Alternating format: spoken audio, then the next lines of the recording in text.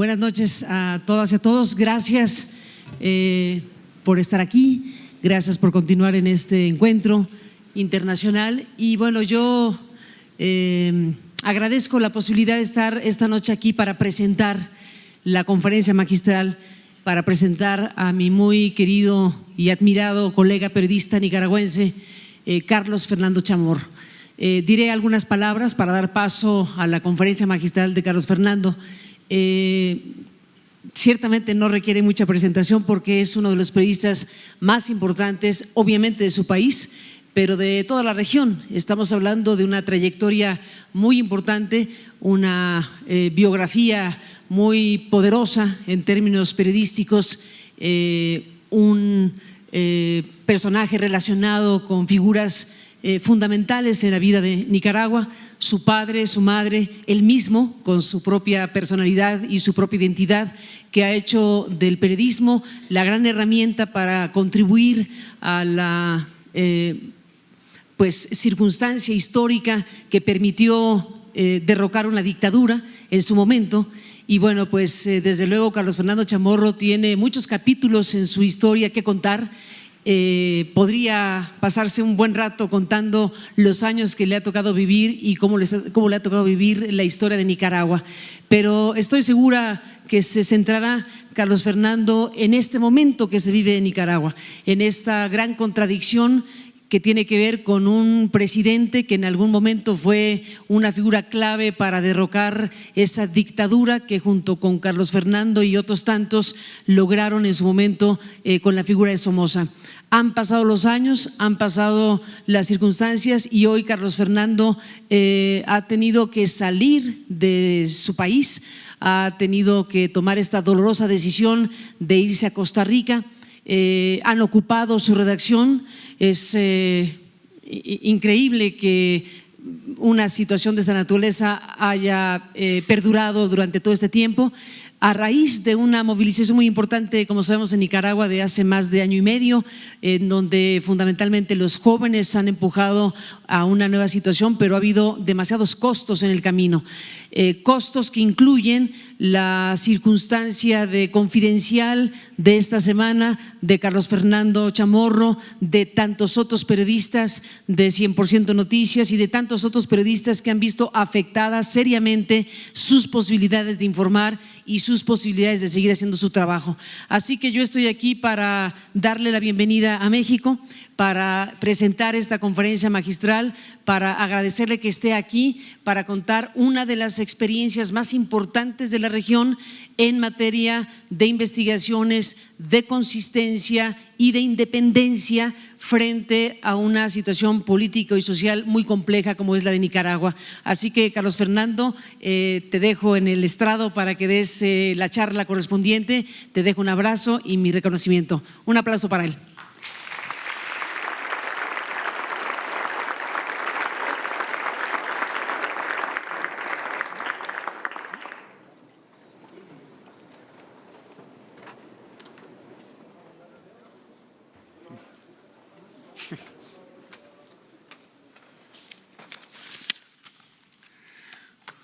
Buenas noches a todos.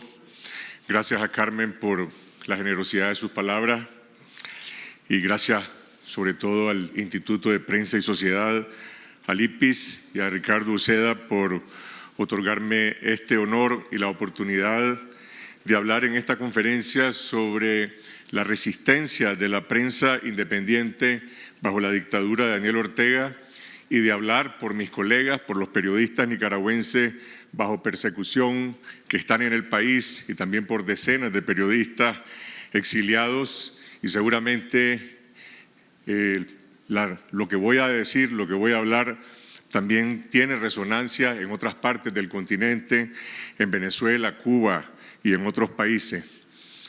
Antes de presentarles mis comentarios, mis palabras, quiero compartir con ustedes unas imágenes, unas breves imágenes que hablan de lo que hemos vivido en Nicaragua los periodistas en los últimos 19 meses. Me quedé las turbas, tanto la camiseta rayada como los motoristas.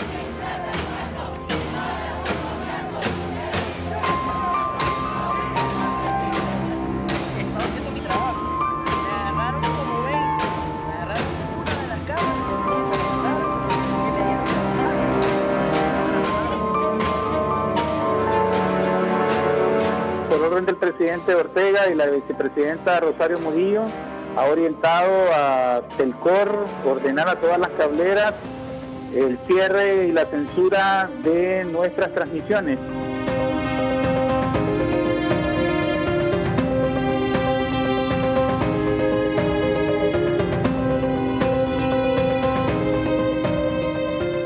Y el día de hoy se hizo realidad. Radio Darío ha sido destruida nuevamente. No así los ideales de Juan Toruño.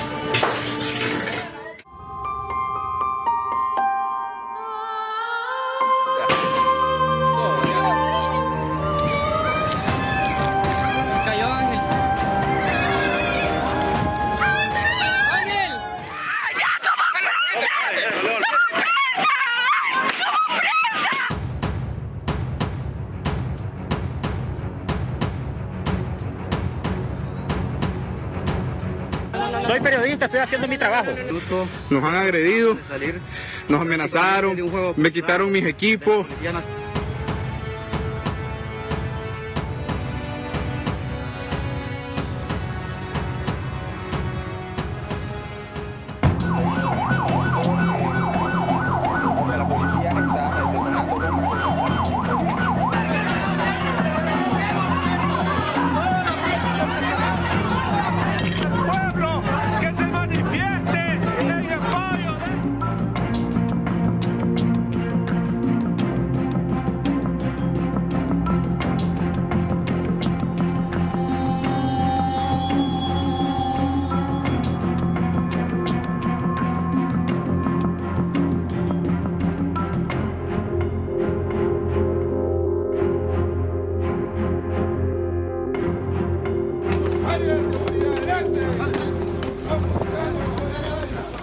En el canal Antimotines quieren sacar a nuestro director Miguel Mora.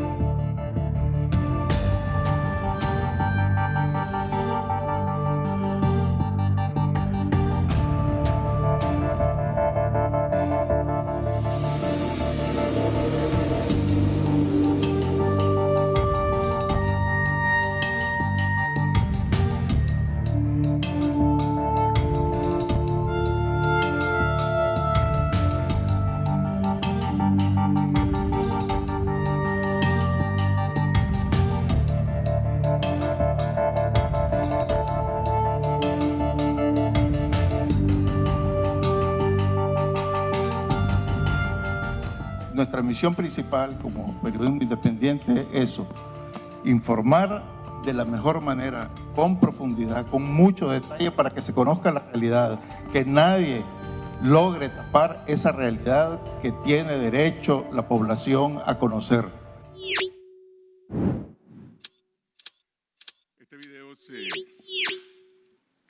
Este video se terminó de realizar a mediados del mes de septiembre y la última persona que ustedes vieron hablando, Douglas Carcache, subdirector del Nuevo Diario, era el subdirector de un periódico que 10 días después cerró y dejó de circular como resultado de ese proceso de asfixiamiento a los diarios del bloqueo aduanero.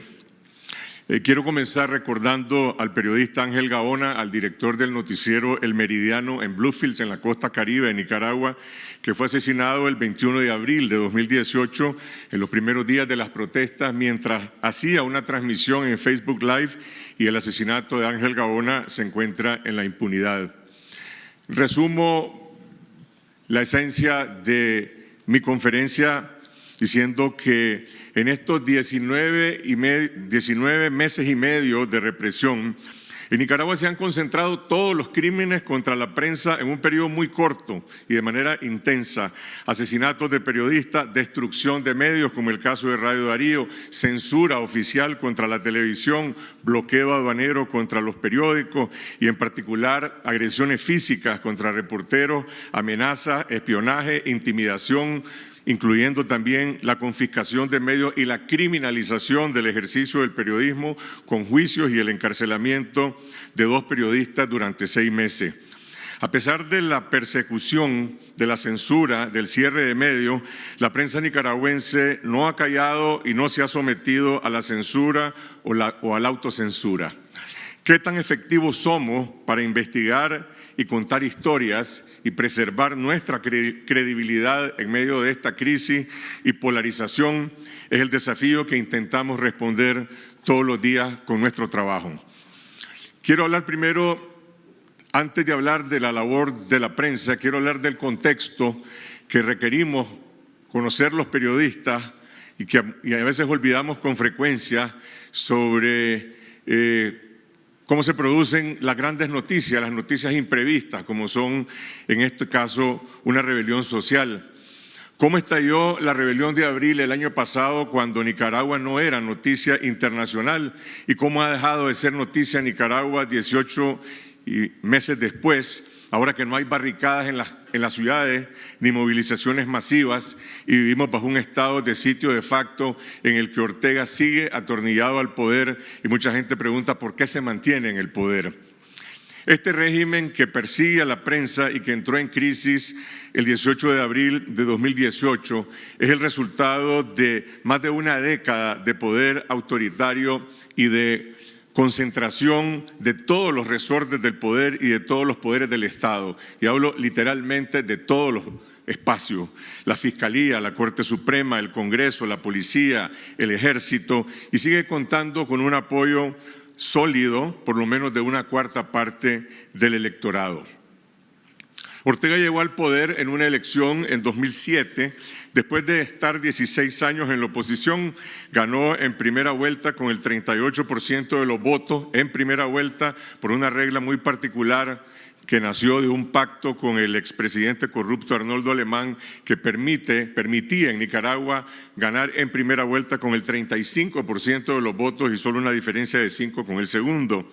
Es decir, a diferencia de Evo Morales, a diferencia de Correa, a diferencia de Chávez, no ganó por una marejada de votos, sino por una división del electorado después de haber realizado un proceso de captura del Estado desde abajo. Hay una falsa narrativa oficial de la existencia de una supuesta segunda etapa de la revolución sandinista. La revolución sandinista terminó en 1990 con la derrota electoral del Frente Sandinista y desde entonces hubo 3 gobiernos distintos. Ortega regresa al poder en 2007 e instaura un régimen que es políticamente autoritario, económicamente continuidad de los 3 gobiernos anteriores, un gobierno neoliberal, un gobierno asistencialista en lo social, con una retórica socialista, pero con valores conservadores que incluyen incluso la penalización del aborto terapéutico. 10 años antes de Trump y más todavía de Jair Bolsonaro, Ortega declaró a la prensa el enemigo y antes de ellos y de las fake news también acusó a los periodistas de ser los hijos de Goebbels y desde sus primeros meses declaró una relación confrontativa con la prensa. En mayo del 2007 nosotros destapamos la primera gran investigación de corrupción de un gobierno que era nuevo y que se le daba el beneficio de la duda en un reportaje investigativo que se llamó Extorsión en Tola sobre el tráfico de influencia del poder y el resultado fue una campaña de linchamiento en los medios oficiales en contra de las fuentes que brindaron información y en contra de mi persona como director del medio, en la que fuimos acusados de narcotraficantes, de geófagos, de asesinos de campesinos. Un año después, abrió una investigación por presunción de lavado de dinero contra diversas organizaciones no gubernamentales, incluida una que yo dirigía, el Centro de Investigación de la Comunicación, que condujo al allanamiento de nuestras oficinas. Y ese año se llevó a cabo la primera elección municipal, que era como una prueba del gobierno de Ortega, que terminó en un fraude masivo en más de 40 de los 153 municipios del país, incluida Managua. El fraude electoral se resolvió por la fuerza, con el despliegue de fuerzas de choque que entonces no estaban armadas con fusiles de guerra, sino con garrotes, con armas cortas, con machetes, para desatar el terror. Y ante la incapacidad también de la oposición de defender el voto, se impuso el fraude. Ortega fue objeto de sanciones económicas de parte de la Unión Europea, de parte de Estados Unidos, que retiraron proyectos importantes de cooperación. Sin embargo, contaba con el apoyo económico discrecional del gobierno de Venezuela, de Hugo Chávez, que le trasladó a Nicaragua y posteriormente Maduro más de 4.000 millones de dólares que se manejaron fuera del presupuesto de la República. Ese gobierno entra en una crisis de legitimidad democrática como resultado de este fraude, y entre 2009 y 2010 se construye lo que va a ser el pilar fundamental de este régimen autoritario, y es un cogobierno con el gran capital de Nicaragua y de la región sobre temas económicos. Es decir, se instaura un régimen corporativista en que los empresarios y sus representantes, en colusión con el gobierno, definen prácticamente todas las leyes económicas, y Ortega replica un poco el modelo de la otra dictadura de Somoza, que decía a los empresarios: hagan plata, que de la política me encargo yo. Yo tengo el monopolio de la política. Y ese modelo generó en Nicaragua una supuesta estabilidad económica con mucha capacidad de atracción de inversión privada, sin democracia, sin transparencia y con corrupción. Algunos ideólogos lo llegaron a bautizar como el populismo responsable o el autoritarismo suave. Y Ortega creó también su propio emporio empresarial privado o cuasi privado, gracias a la cooperación venezolana, en lo que se conoce como el consorcio de Albaniza, uno de los mayores actos de corrupción de la historia nacional, que en su momento nosotros investigamos, probamos y presentamos en Confidencial y otros medios de comunicación, sin ninguna consecuencia, porque en una sociedad en la que han colapsado todas las instituciones y no existe Estado de Derecho, nadie se atreve a hacer una investigación sobre los hallazgos de la prensa, sobre ese caso de corrupción y sobre muchos otros relacionados con las violaciones a derechos humanos y violaciones a la ley.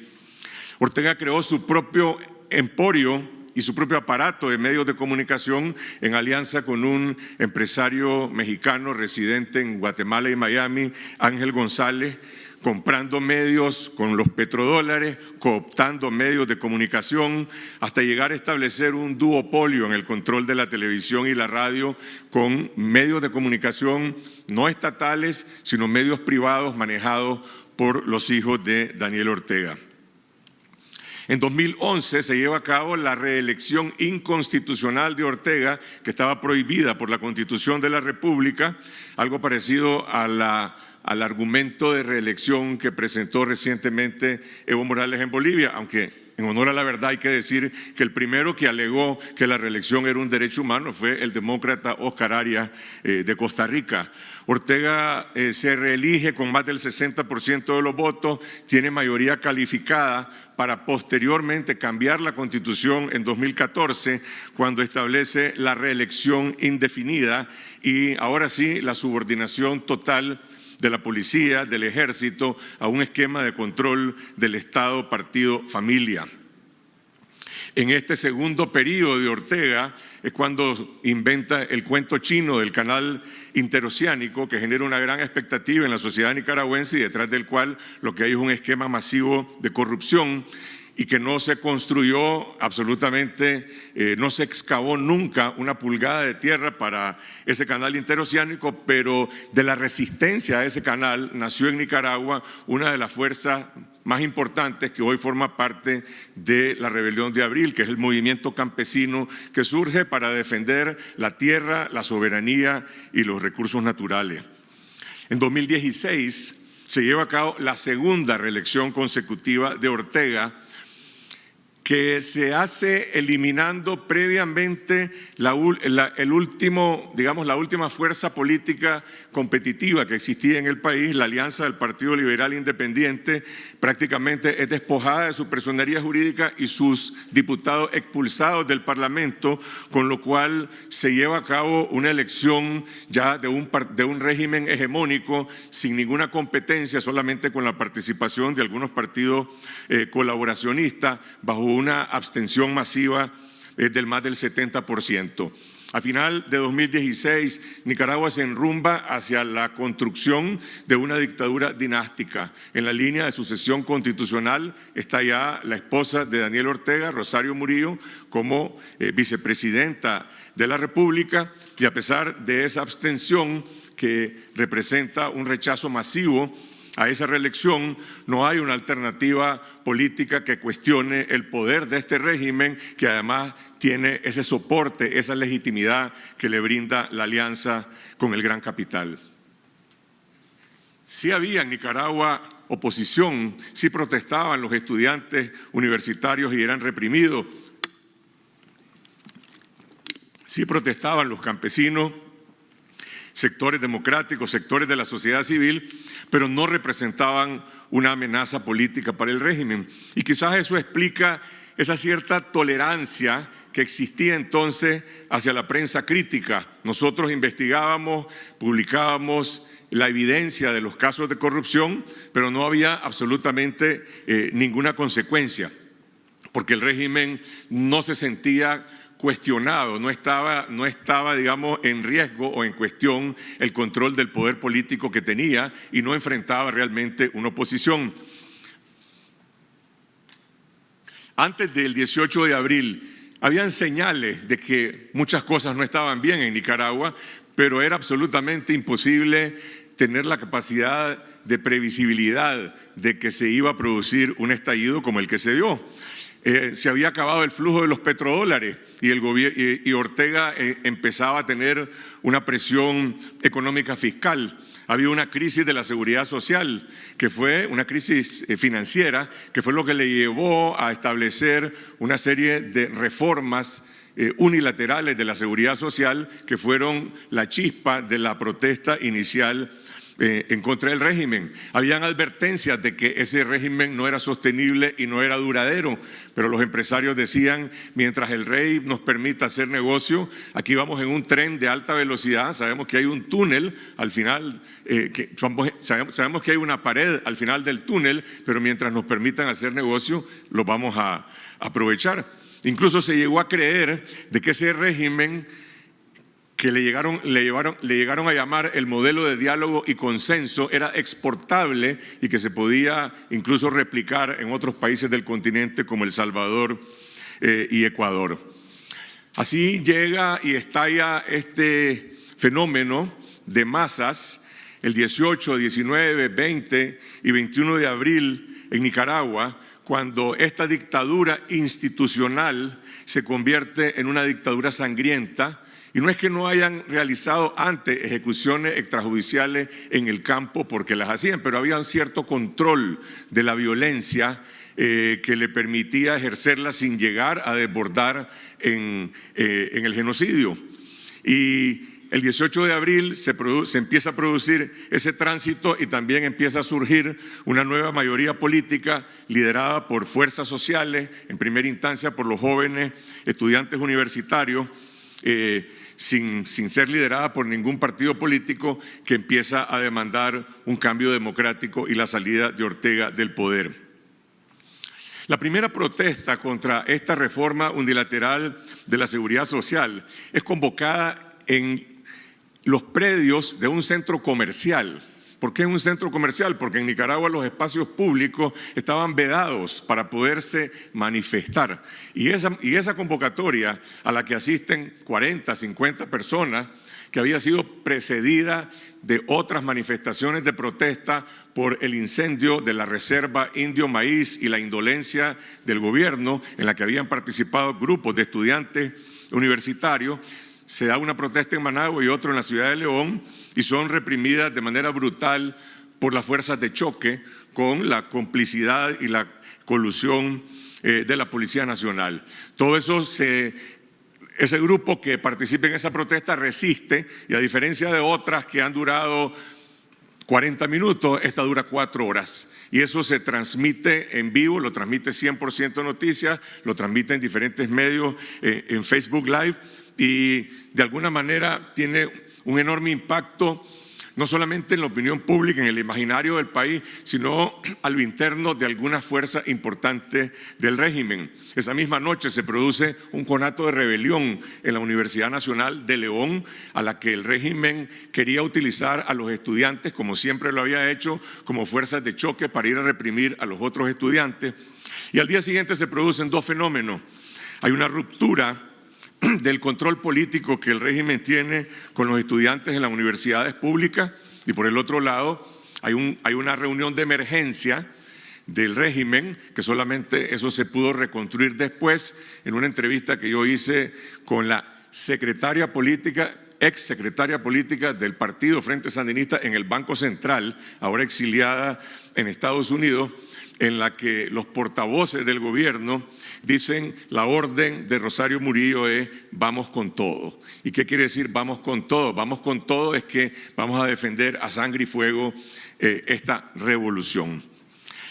De manera que lo que ocurre el 19 de abril es que un régimen que fue diseñado para gobernar sin oposición, en el momento que enfrenta una explosión de protesta masiva, lo identifica como una amenaza a su seguridad, como una amenaza al poder y desata una represión brutal que desemboca en la peor matanza de la historia de Nicaragua en tiempos de paz. Nicaragua vivió brutalidad, genocidio en la época de Somoza, en la guerra de la Contra, en distintos momentos, pero eran conflictos en los que existían 2 bandos armados que estaban luchando por el poder. En este caso se trata del Estado reprimiendo a manifestantes que están protestando con morteros, con armas caseras, y a quienes Ortega y Rosario Murillo califican de delincuentes. Y el 19 de abril hay 3 muertos, 5 días después hay 21 muertos, entre ellos el periodista Ángel Gaona y el niño Alvarito Conrado, y el 31 de mayo, un mes después de la masacre de la marcha del Día de las Madres en Nicaragua, hay 106 muertos.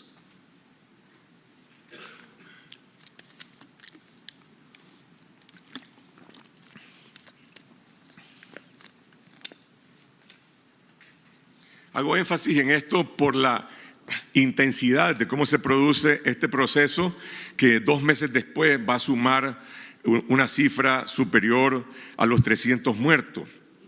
Esta protesta es una protesta que nace de forma espontánea, es una protesta autoconvocada que se autodefine como una protesta azul y blanco, que se toma los bastiones políticos de apoyo del Frente Sandinista en ciudades como Masaya, Estelí, León, que históricamente fueron también parte de la lucha en contra de la dictadura de Ortega, de la dictadura de Somoza, perdón. Y el movimiento tiene básicamente 2 grandes expresiones de lucha: movilizaciones masivas cívicas y por el otro lado barricadas y tranques para ponerle presión al gobierno, y que llegaron a ponerlo en un punto prácticamente de paralización a finales de mayo, a inicios de junio. En esa crisis humanitaria, en esa crisis de derechos humanos, también se produce la ruptura del sector empresarial con el régimen, no como resultado de una autocrítica racional, sino por un sentido de sobrevivencia política, en que los empresarios dicen no podemos seguir apoyando o haciendo negocios o negociando leyes económicas con un régimen que no está habilitado para seguir gobernando por la masacre que ha perpetrado.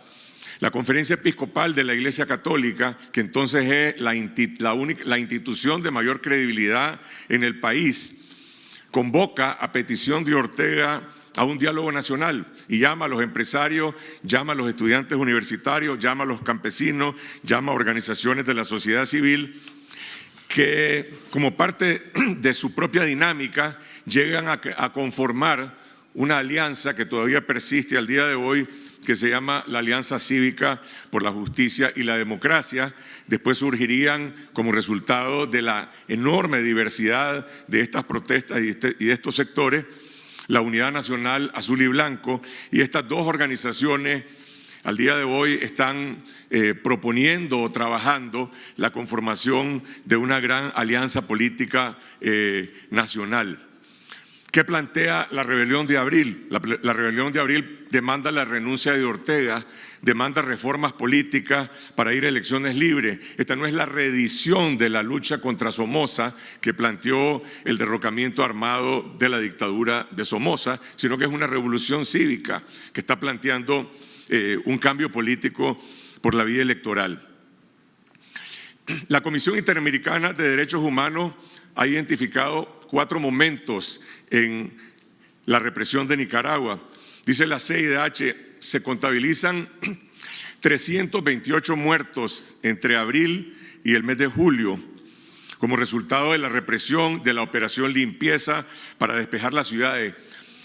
Al día de hoy, ningún policía o paramilitar ha sido investigado, está detenido o sometido a la justicia como resultado de su responsabilidad en estos crímenes que han sido además caracterizados como crímenes de lesa humanidad.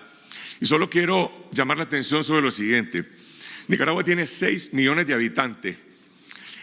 328 muertos en un país de 6 millones de habitantes tiene una enorme proporcionalidad. Si uno se imagina lo que representa eso en países como México, en países como Brasil, en países como Colombia, estamos hablando de miles de personas. O sea, esa es la profundidad de esta herida, producto de esta matanza, que convoca tardíamente la reacción de la comunidad internacional, aunque finalmente llega a Nicaragua la Comisión Interamericana de Derechos Humanos, y tanto la CIDH como la Relatoría de la ONU y el Grupo Internacional Interdisciplinario de Expertos Independientes llegan a documentar en diferentes momentos esta crisis humanitaria, esta crisis de derechos humanos, y terminan siendo expulsadas del país por el régimen de Ortega. Hoy en Nicaragua, la principal organización de derechos humanos nacional,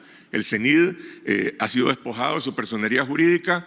Muchos de los defensores están en el exilio y estas 3 organizaciones internacionales han sido expulsadas del país. Se produce, después de la masacre, el encarcelamiento masivo de los participantes en las protestas. Llegaron a existir más de 700 presos políticos y decenas de miles de nicaragüenses que tienen que salir al exilio, más de 70,000 en Costa Rica, también en Panamá, en España, aquí en México, en Estados Unidos y en otras partes. Y en el mes de septiembre, el régimen establece un estado de excepción de facto. Es decir, no hay un estado de emergencia aprobado por el Parlamento, simplemente por la vía de los hechos se establece la prohibición de las marchas cívicas, porque el gobierno alega de que esa masacre que desató se justifica porque en Nicaragua el régimen fue objeto de una tentativa de golpe de Estado. Por primera vez se habla del supuesto intento de golpe de Estado el 19 de julio del año pasado, cuando Ortega en la plaza pública acusa a los obispos de la Iglesia Católica de golpistas. Y ese estado de excepción prevalece al día de hoy en cuanto a la imposición de restricciones o impedimentos para la libertad de reunión, para la libertad de movilización, para la libertad de prensa y la libertad de expresión. En diciembre se produce una escalada y asalto contra organizaciones no gubernamentales y medios de comunicación. Es ahí cuando se da el asalto contra Confidencial y el ataque contra 100% Noticias, que acelera también el proceso de salida de muchísimos periodistas al exilio. Este año 2019 se registra un número de decenas de ejecuciones extrajudiciales en las zonas rurales, en el campo, y por el otro lado el mantenimiento de este estado de sitio o este estado policial. En junio, como resultado de una negociación con la Alianza Cívica y por la presión nacional e internacional, el régimen excarcela a más de 300 presos políticos, pero deja en la cárcel como rehenes a 138 presos, se mantiene la confiscación de medios y se mantiene la supresión de las libertades democráticas.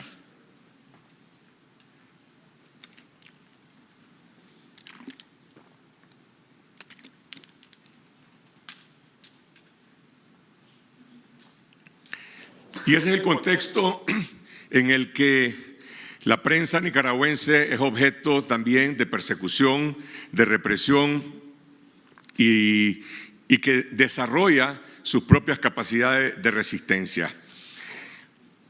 Para nosotros nadie estaba preparado para esto, ni como periodista ni como ciudadano. Y la primera tarea de la prensa es cubrir los hechos que nos desbordaron por la dimensión de una protesta nacional, por la brutalidad y la crueldad de la represión y por el surgimiento de estas nuevas fuerzas políticas. Pero no se puede entender en Nicaragua la labor de la prensa independiente al margen de la gente, al margen del empoderamiento de los ciudadanos y la utilización de los teléfonos celulares y las redes sociales para amplificar esos hechos, esas convocatorias, esas protestas y también la represión. Hay dos fenómenos que se conjugan de la mano. En primer lugar, se amplía el número de medios independientes, algunos medios que en el pasado colaboraban con el régimen de una u otra forma o mantenían cierta neutralidad o algunos incluso cierta complicidad como resultado de la presión de los reporteros por cubrir los hechos, se distancian del régimen y empiezan a sumarse a esta ola, digamos, de periodismo independiente.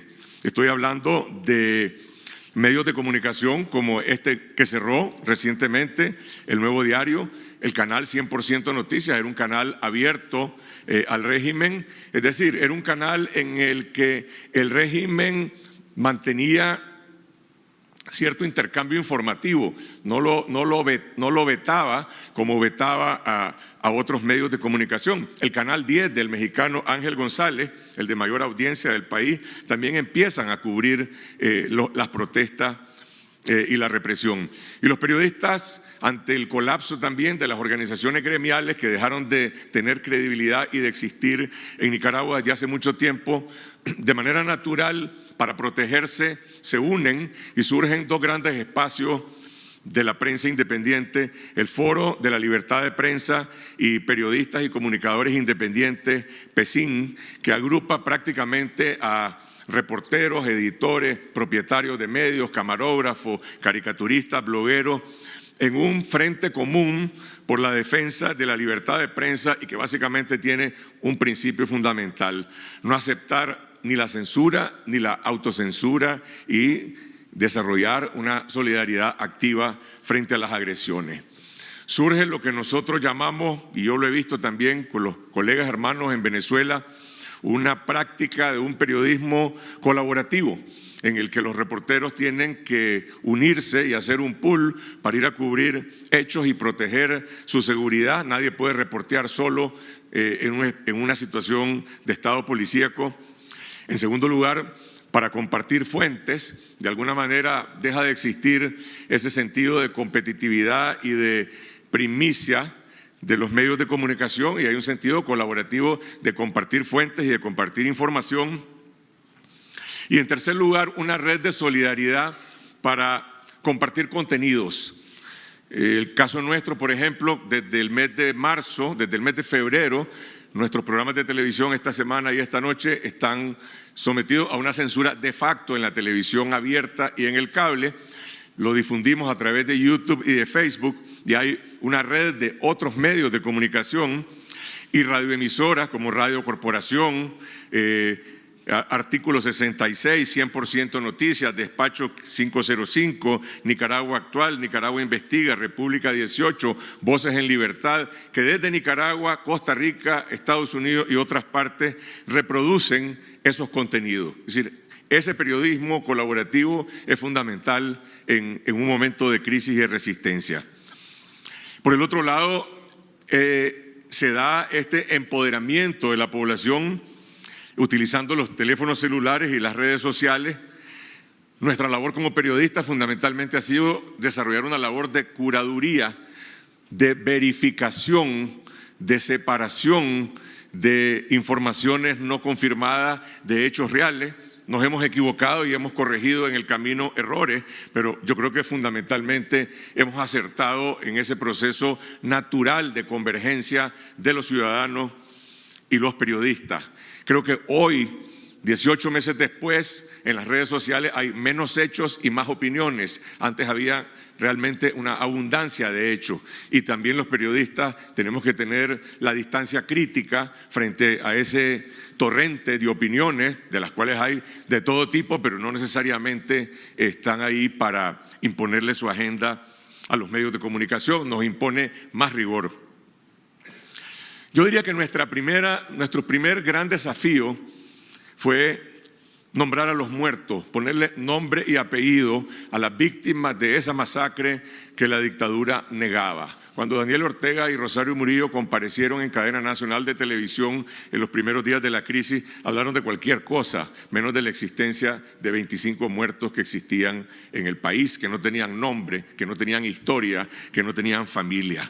Y creo que una de las principales labores que el periodismo ha hecho ha sido realmente, junto con las organizaciones de derechos humanos, esta labor de humanizar y devolverle la historia a aquellos a quienes se les quitó la vida. Posteriormente evolucionó este movimiento y creó su propio sostén. Estoy hablando de la organización de las víctimas en Nicaragua, que están organizadas alrededor de las Madres de Abril, que desde entonces están reclamando verdad y justicia sin impunidad, que es uno de los pilares fundamentales de este proceso que demanda justicia y al mismo tiempo demanda un cambio democrático, la salida de Ortega y eventualmente el desmantelamiento de la dictadura. La otra gran tarea, a la par de nombrar a los muertos, ha sido investigar y revelar el modus operandi de la represión. La represión en Nicaragua ha sido ejecutada por un ejército paramilitar organizado desde el poder. No es el ejército de Nicaragua.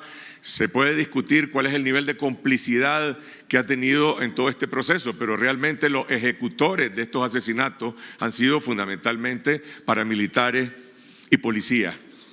Y aunque en Nicaragua hay muy poco acceso a datos, sí se han hecho grandes investigaciones utilizando como datos las tomografías de los asesinados que demuestran un patrón de ejecuciones extrajudiciales realizadas por paramilitares y policías. Me refiero a un gran trabajo de mi colega Wilfredo Miranda, que fue finalista el año pasado en Colping, que se llama Disparaban a matar con precisión, que ganó el premio de periodismo Rey de España.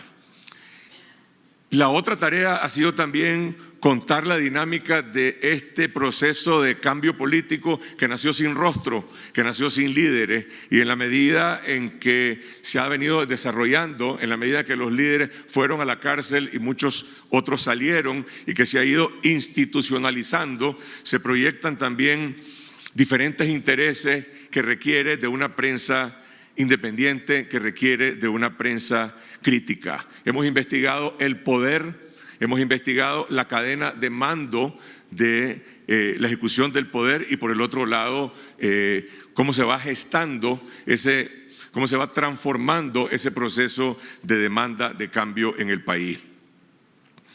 Y debo decir que el aparato de medios, ese aparataje de 5 o 6 canales de televisión controlados por los hijos de Daniel Ortega y las radioemisoras y otros, también colapsó. Colapsó en su ineficiencia, colapsó en su falta de credibilidad, colapsó en el uso y el abuso de la propaganda que depende del monólogo oficial que todos los mediodías realiza la vicepresidenta Rosario Murillo en una llamada telefónica a sus medios que se repiten y en la cual básicamente lo que hace es destilar un discurso de odio, pero un discurso de odio, una cosa es un discurso de odio de retórica y otra cosa es un discurso de odio cuando hay un ejército de paramilitares y de fanáticos que están reforzando, en ese caso, la violencia en contra de la población junto con ese discurso. No estábamos preparados para enfrentar esta crisis.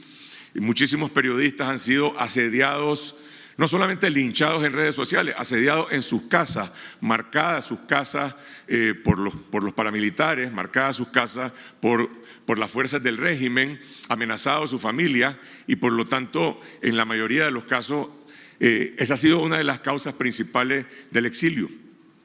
Y la mayoría de los periodistas exiliados provienen de medios locales, de medios del interior del país o de nuevos medios que han surgido a lo largo de estos meses.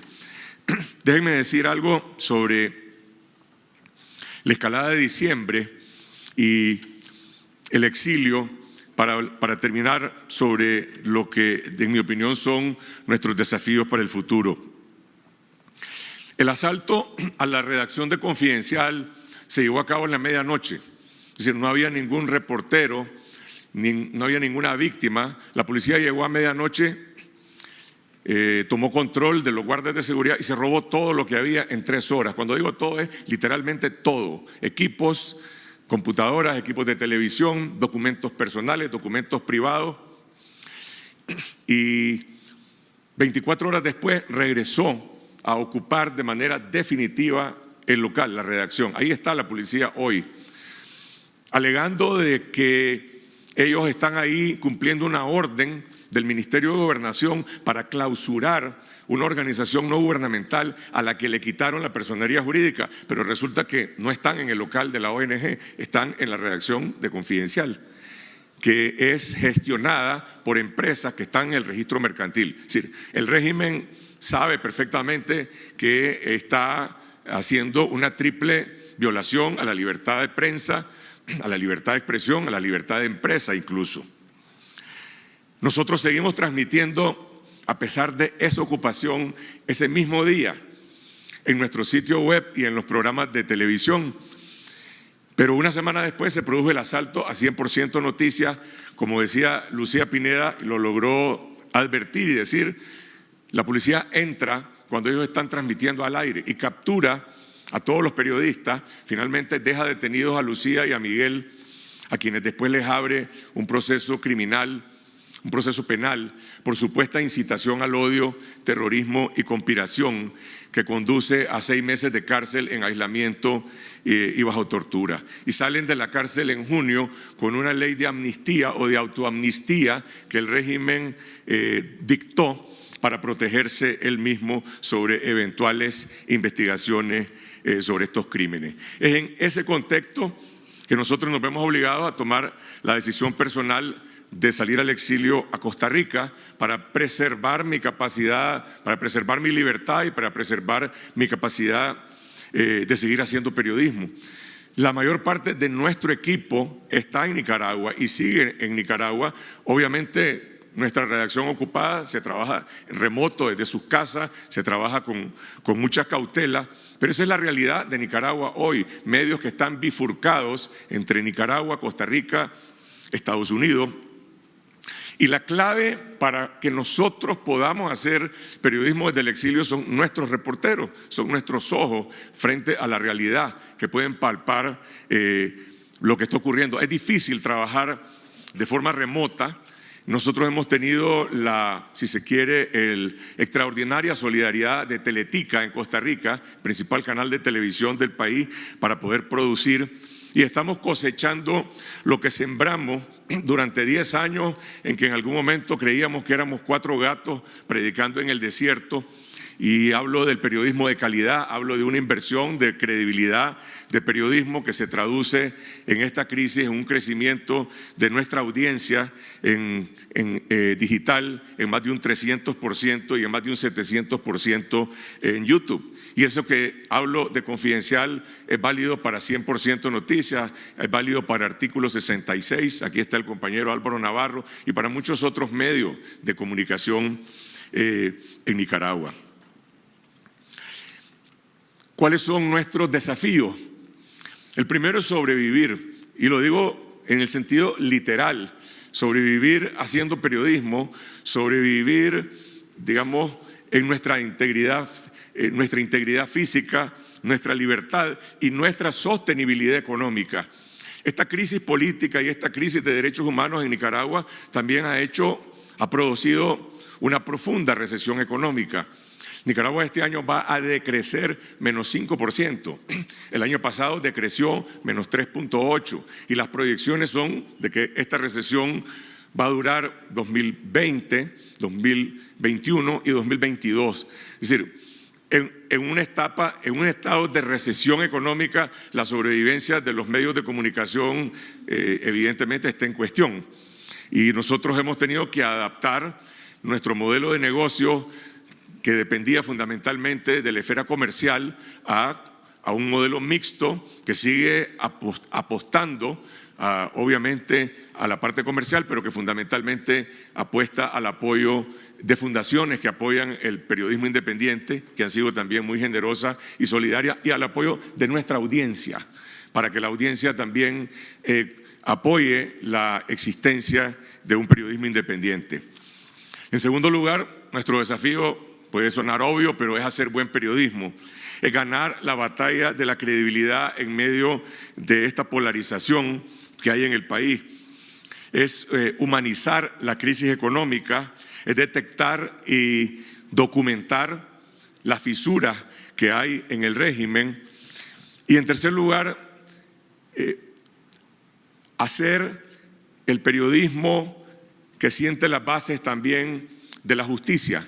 Me refiero a la investigación y a la documentación de los crímenes de lesa humanidad, que no solamente son las matanzas, también es la tortura, también son los desaparecidos, también es la impunidad. Y hay una relación, yo diría, muy profunda de la prensa con la agenda de la verdad y la justicia. Los periodistas hemos tomado partido en Nicaragua. No se puede dejar de tomar partido cuando se produce una matanza.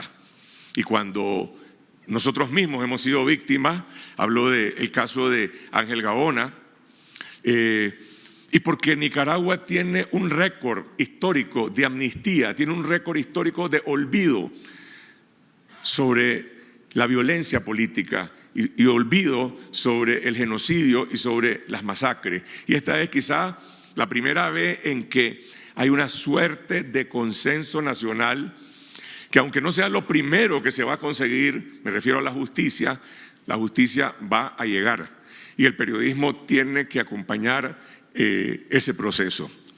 Hay un riesgo, y es el riesgo de que el activismo o nuestra toma de posición en medio de la polarización conduzca al mal periodismo, al periodismo secado. Y yo creo que es necesario tomar distancia incluso de aquellos a quienes identificamos como posibles espacios de salida a esta crisis, que no tiene tampoco una salida clara. Me refiero a que el periodismo bajo esta dictadura tiene que seguir fiscalizando el poder, pero también tiene que seguir fiscalizando a estas nuevas expresiones políticas, ya sea de partidos, ya sea de movimientos sociales, que aparecen representando las aspiraciones de cambio democrático en el país. Y por último, creo que tenemos otro desafío, y es contar historias que también nos permitan recordarle a la prensa internacional que frente a otras crisis que hay en el hemisferio, la de Venezuela, la de Cuba, la de Ecuador, la de Bolivia, la de Chile ahora, es urgente poner atención a la crisis de Nicaragua. No tengo una conclusión, tengo muchas preguntas, como seguramente las tendrán ustedes también, sobre el desenlace incierto de la crisis de Nicaragua y de nuestro ejercicio en el periodismo. Ciertamente Ortega puede prolongar su agonía en el poder sobre la base del control de la policía, de los paramilitares, de la cooptación del ejército, pero al mismo tiempo es un régimen insostenible, y por eso yo lo he dicho varias veces, está en una crisis política terminal. Las crisis políticas, las crisis terminales no se resuelven en un día o en una semana, pueden prolongarse porque perdió la capacidad de gobernar, manda, ordena sobre la base de la represión, pero dejó de tener la posibilidad de establecer soporte y alianza en el país y en la comunidad internacional. Es cierto que hay una recesión económica que está empobreciendo a los nicaragüenses, pero no hay un colapso total de la economía. La economía per se no va a producir el cambio político. Lo único que puede generar ese cambio es la presión cívica nacional, la presión cívica, la presión internacional, la presión diplomática, la presión económica, ejercida al máximo y de manera simultánea. Ortega no va a facilitar una salida por las buenas, de manera que nos enfrentamos a un desenlace incierto, que puede provocar más dolor y más sufrimiento en Nicaragua. Yo viví personalmente la caída de la dictadura de Somoza en el frente interno de la insurrección. Entonces tenía una visión muy política del periodismo, lo que me llevó a la militancia partidaria, la cual dejé ya hace más de 30 años, en 1994. Y 40 años después yo sigo teniendo la misma convicción de que el periodismo sí tiene consecuencias políticas en una sociedad que quiere y que apuesta a un cambio democrático, pero que no debe nunca renunciar a su autonomía para seguir fiscalizando el poder y para seguir siendo un contrapoder. Y tengo la convicción de que voy a poder estar ahí con mis colegas periodistas nicaragüenses para poder contar esta vez cómo se cambia de manera pacífica, de manera cívica, otra dictadura. Gracias.